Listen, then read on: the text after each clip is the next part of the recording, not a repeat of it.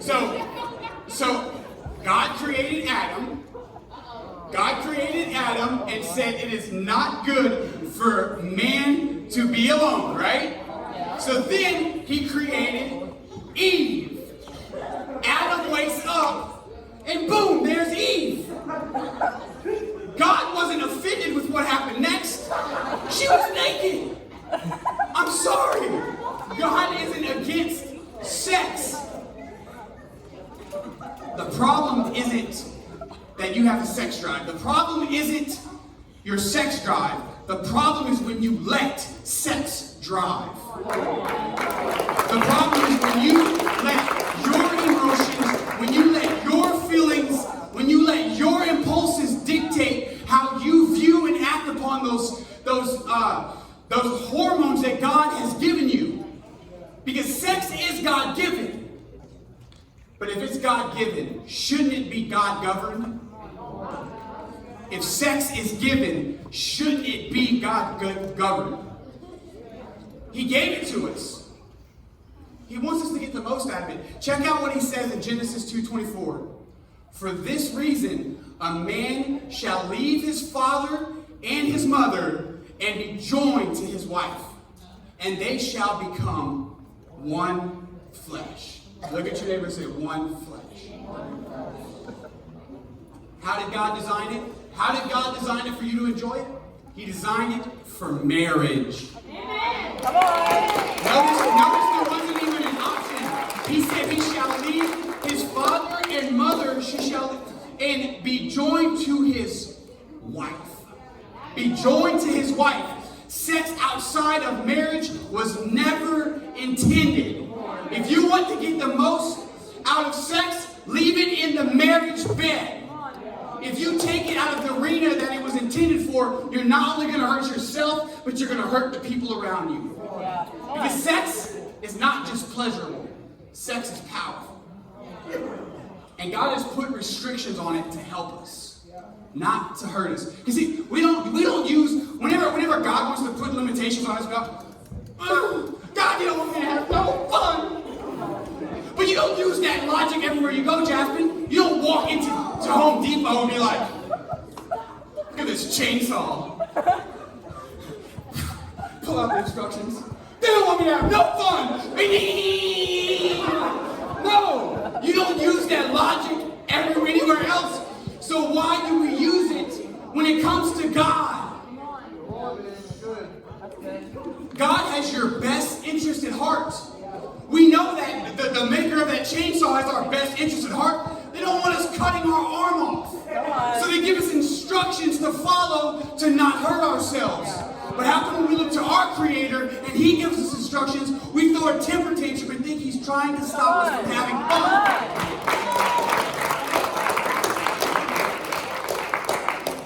So instead of puffing up our chests, telling God what we think should happen, I think we should lower our knees and humbly get before God and say, not my will, God, thy will be done in my life. That's the better way to live. That's the better way to live. Because when you take what He told you not to touch, it will stop Him from being able to give you what He's had for you all along. When you take what God intended you not to touch, it will stop Him from being able to give you what He's had for you all along. That leads me to my pineapple.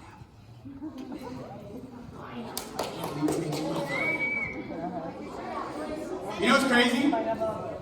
Is none of you guys oohed or awed at my pineapple. Oh, look at the ooh.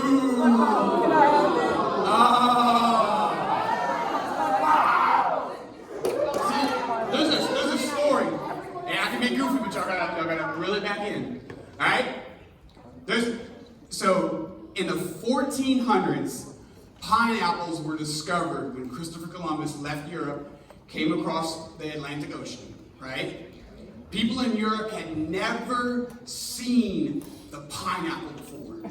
So when Christopher Columbus and his crew came back with a boat of pineapples, Europeans were like blown away.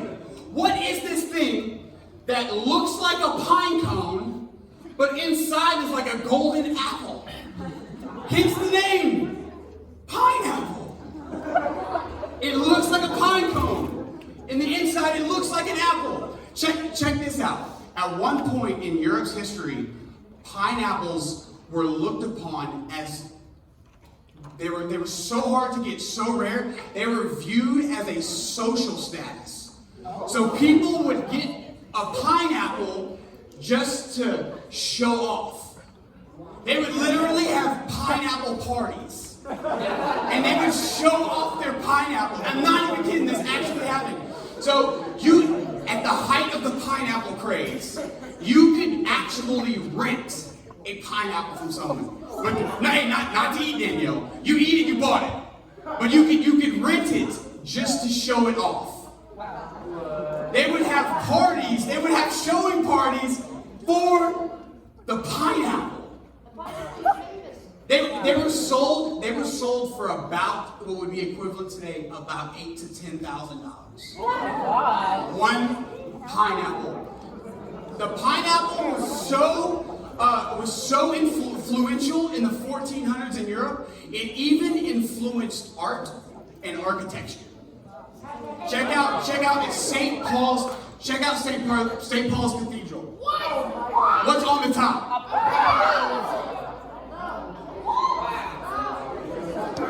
It influenced everything. Alright, you can take it down. But what happened? So what happened is companies realized how much money could be made in pineapples, so they started making these factories they would harvest pineapples, they would plant pineapples, and then they would ship them to Europe. And as the supply went up, the demand and the price went down. And so we went from a masterpiece, a work of art, to chunks.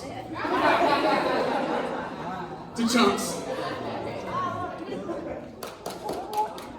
This isn't anything to awe about. This isn't something to ooh about. This isn't something to put on a building. This isn't something to be impressed by. Because if it's widely available to everybody, then it's desired by nobody. If it's widely available to everybody, then it's desired by nobody. And so it is with sex. You see, what makes sex so special is how guarded it is. Think about it. God intended it to be that you share that with one person your entire life. That nobody else in the world gets to be a part of that, but the one person. There is one member in this exclusive club that you will let in and then that you will enjoy it with. That's God's plan for sex. So tonight what I want to do is I want to expose 3 lies that culture has taught us about sex. So if you're taking notes and your neighbor isn't right on their leg, they need this. Right? So the lie number 1, sex is just a physical activity. Lie number 1 is sex is just a physical activity. You see, the world says that there is no God, right? The world says that there is no God, that we're all just smart monkeys walking around in skinny jeans and joggers, sipping lattes, and that what you do, and eating Chick-fil-A, and that what you do doesn't matter as long as you don't reproduce or get a disease. It isn't hurting anyone.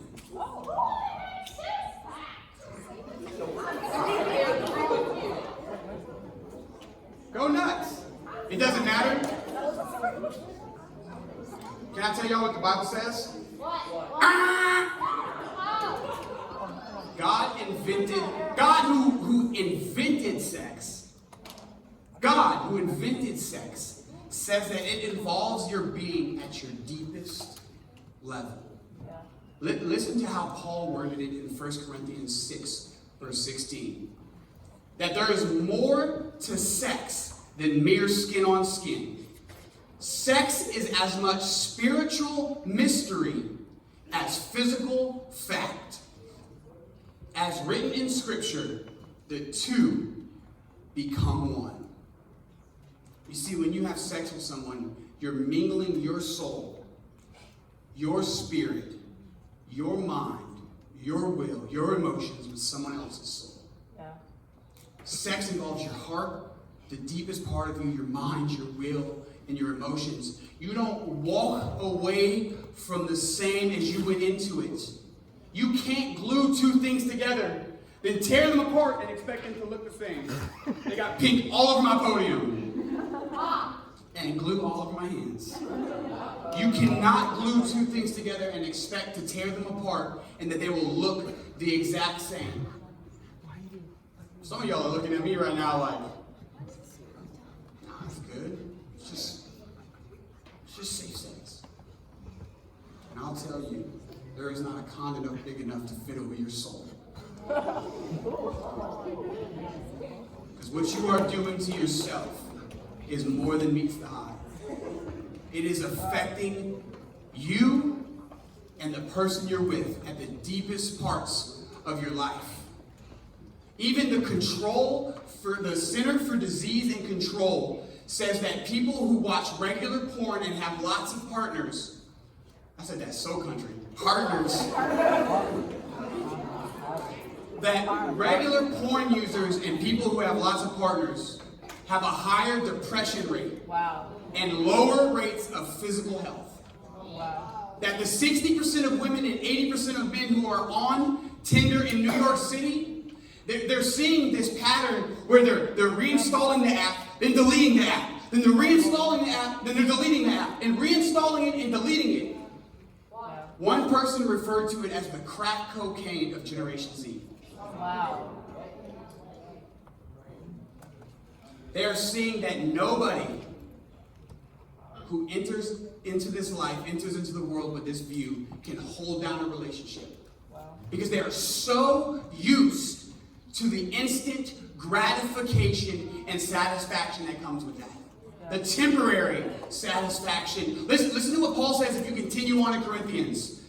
So we want to become spiritually one with the Master.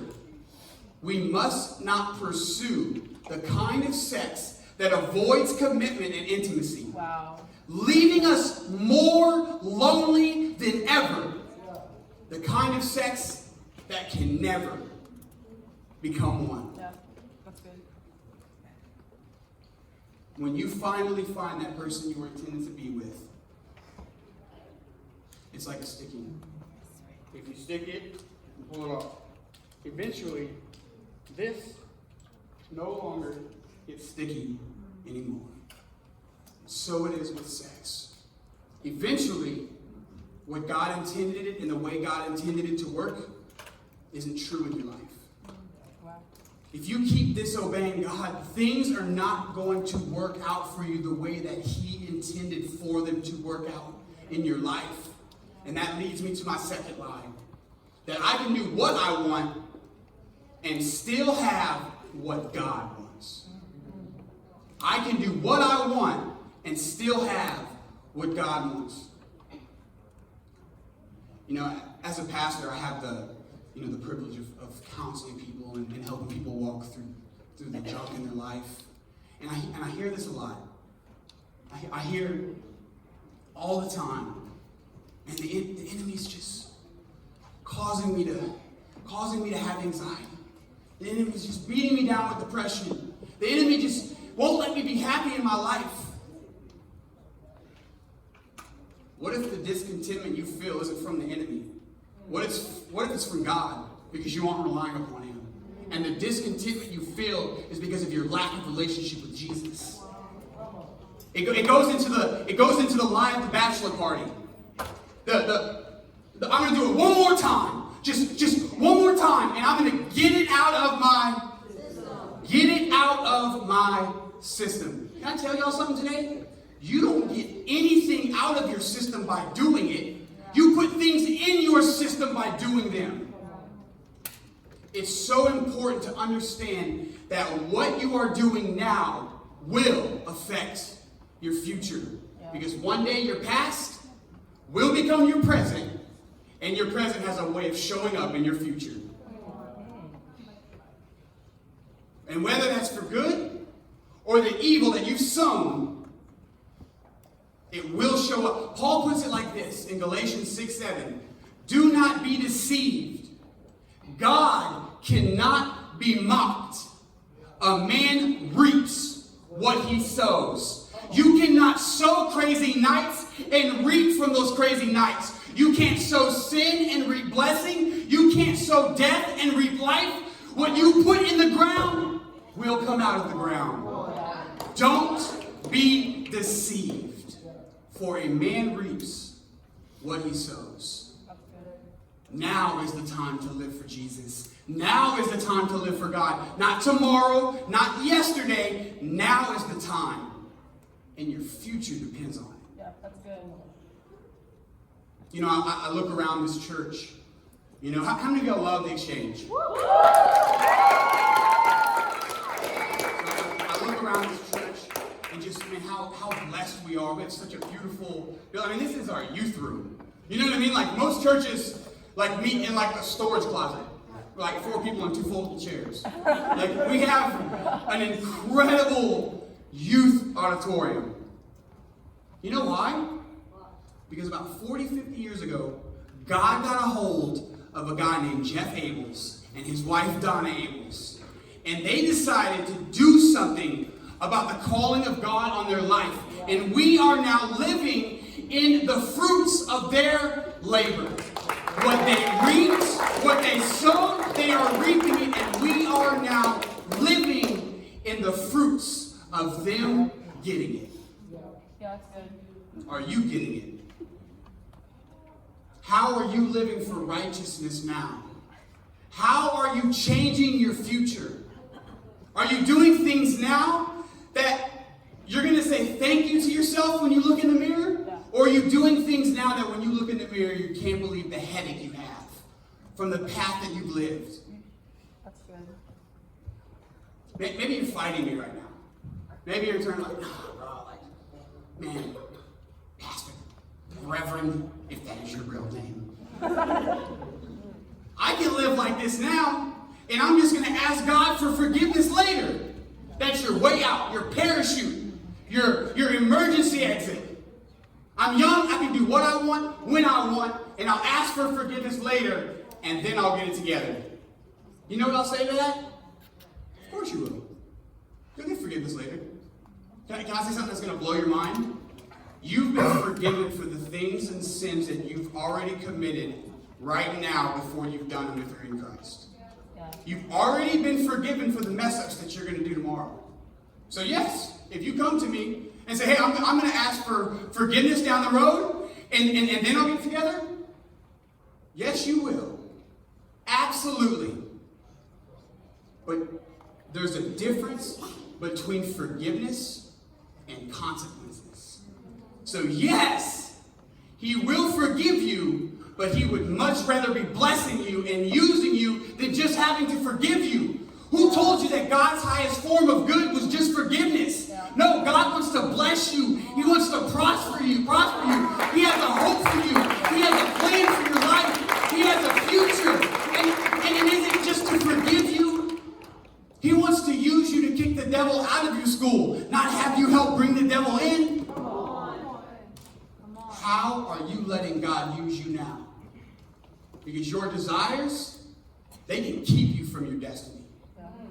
Your desires can keep you from your destiny. Listen to what Paul says in Hebrews 12, 16 through 17. Watch out for the Esau syndrome. Trading away God's lifelong gift in order to satisfy a short-term appetite. You well know how Esau later regretted that impulse act and wanted God's blessing. But by then, it was too late. Tears or no tears. Let me explain Jacob and Esau really quick. So Jacob and Esau were brothers, right? They were twins. but Esau came out first. So according to Jewish culture and customs, Esau was the one who was next up in lineage. He was going to get the birthright of his father. And Jacob hated it. So Jacob was always trying to trick Esau into Esau giving him that birthright. Well, one day Esau's out hunting, and he comes in, he's been hunting all day, and he's hungry, and he walks in, and he sees that his brother Jacob is cooking some soup. And he walks up to Jacob, and he's like, I'm starving to death. I need some food. And Jacob says, I'll trade you. I'll trade you my bowl of soup for your birthright. And Esau does it. Trades his birthright because he was hungry. And don't be so quick to judge Esau. There are a lot of people in this room that have traded their birthright as Christ followers because they were thirsty. Sorry, I didn't mean to step on their toes there. Kind of did. Just for one night of pleasure, you can trade away your promises, the future promises of your birthright. Yeah. You see, now yells louder. I get it. Those urges, they're hard to fight. Now yells louder, but later lasts way longer. So don't trade what is best for you just for what feels good right now. Yeah. Because fulfilling instant gratification will always keep you from ultimate satisfaction. Yeah. Fulfilling instant gratification will keep you from ultimate satisfaction. See, you have to zoom out on Friday night. You have to zoom out on prom. You have to zoom out on homecoming. Because God didn't call you to play the field. God called you to reach the world. Yeah, that's good. Those moments are events, but you have to zoom out and look at the big picture. What is better for your life? What is best for your life? If you're single, use your singleness. Pour yourself into the kingdom. Here's what's cool is as you serve, as you seek God, as you spend time in the Word, you're going to change. You're going to start changing and becoming a better person. You're going to look more like what the Word says you're going to look like. And guess what? You always attract what you are. So if you want a good spouse, how about you become a better person? How about you be a good person? You do that by pouring yourself into the kingdom. Because here's the deal. If you're with someone and that person is no good for you, you know it. They've got you sending pictures when you shouldn't. They've got you doing things and going further than you ever would. They've shown you something. They've told you something. They told you that they have a taste for the forbidden fruit. That's the taste that they have. That's what they're seeking. And the same bait that you catch them with is the same bait that you'll have to keep them with. So what does that mean? What are you saying, Matt? What are you saying to me? What I'm saying is if you marry the person that's already got you pushing the lines and doing things that you're not supposed to do, eventually, you're no longer going to be the forbidden fruit. Then where's that person going to have to go to satisfy that craving they have? Yeah. And then we wonder why the divorce rate is so high. Wow. Then we wonder why the divorce rate is so high. It's estimated that 1 in every 5 teens has sent a naked picture. Man, that's horrifying. That's scary. See, you need to understand something. That the grace that we have, like I said earlier, it's not just for forgiveness.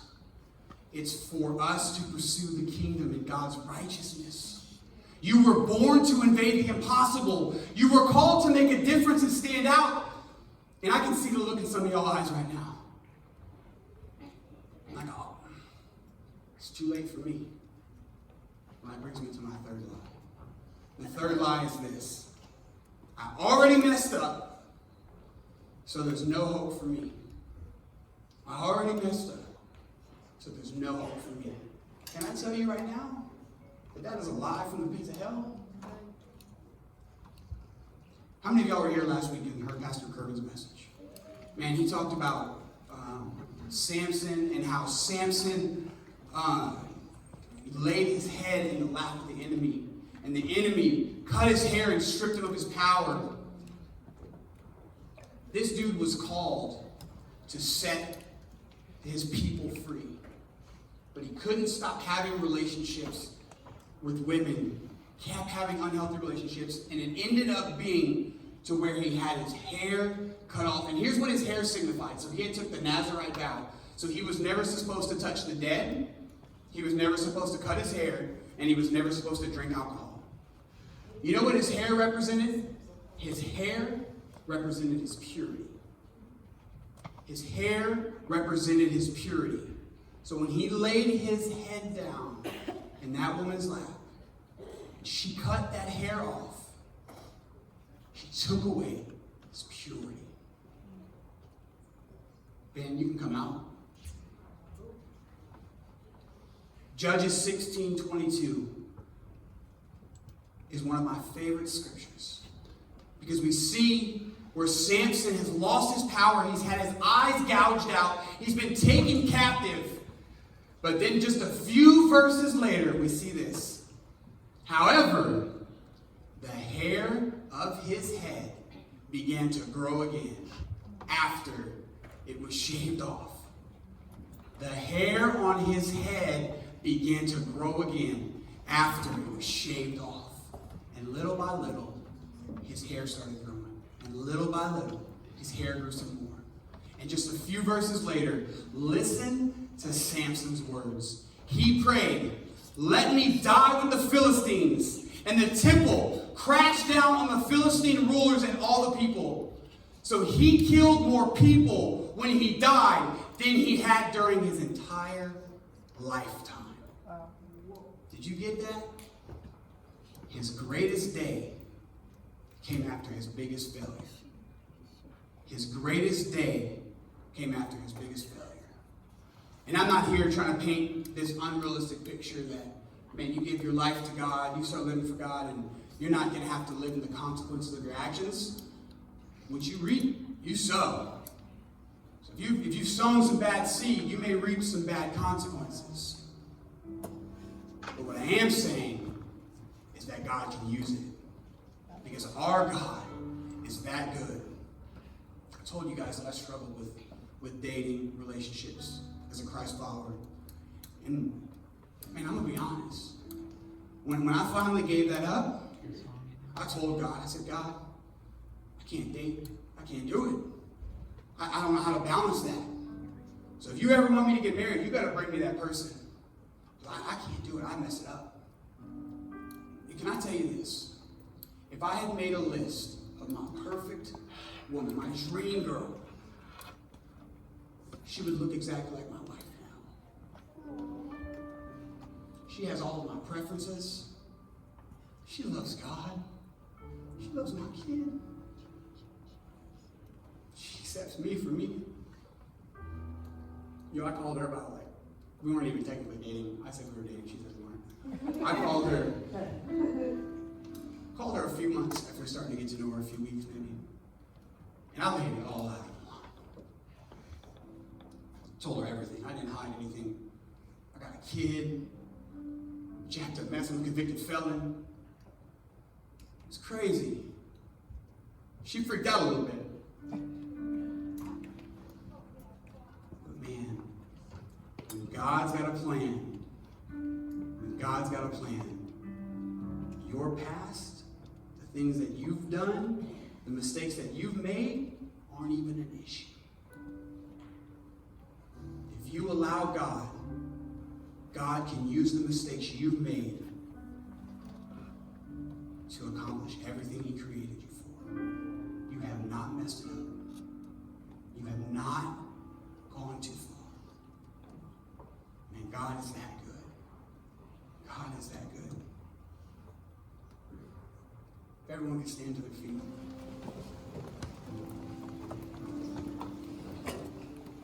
So we're going to go into a time of worship. Man, what I really want to happen is, I really want us to focus our eyes on Christ. Because He's worthy. He's worth it.